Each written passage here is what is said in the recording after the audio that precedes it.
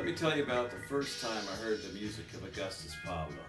It was back in 1977, and I just read in a music magazine in the UK called Black Music about this recording by one Augustus Pablo called East of the River Nile. I thought to myself, what sort of personage could that be, and what could be east of the River Nile?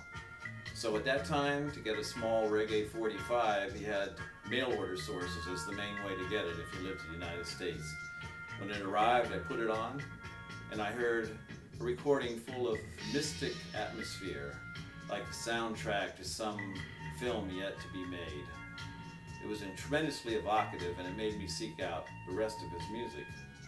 Now, Augustus Pablo over the years has usually been most often described as mysterious because most people never saw him perform, even those who listened to his music.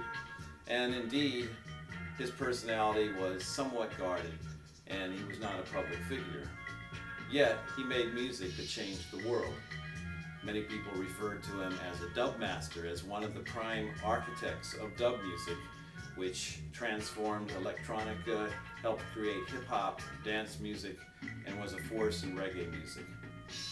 Pablo himself didn't really appreciate that title because that was only one aspect of what he did.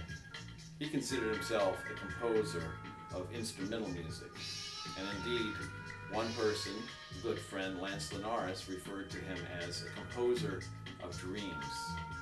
Such was the music and mystique of Augustus Pablo. Now, I never dreamed myself that I would one day meet Pablo. After all, he was in Jamaica, didn't venture out that often. But it so happens that after writing one of the first articles about him, I did meet him and came to work with him throughout much of his life. I attempt to tell the story of Augustus Pablo, the real story of one of the great composers and influences in world music over the years, because it hasn't been told very often. There are no books on Augustus Pablo, a few magazine articles, and one small discography with some information. So in my book, Great Spirits, Life-Changing World Music Artists, I attempt to tell the story of Augustus Pablo as a life-changing world music artist. Check it out on www.greatspiritsmedia.com.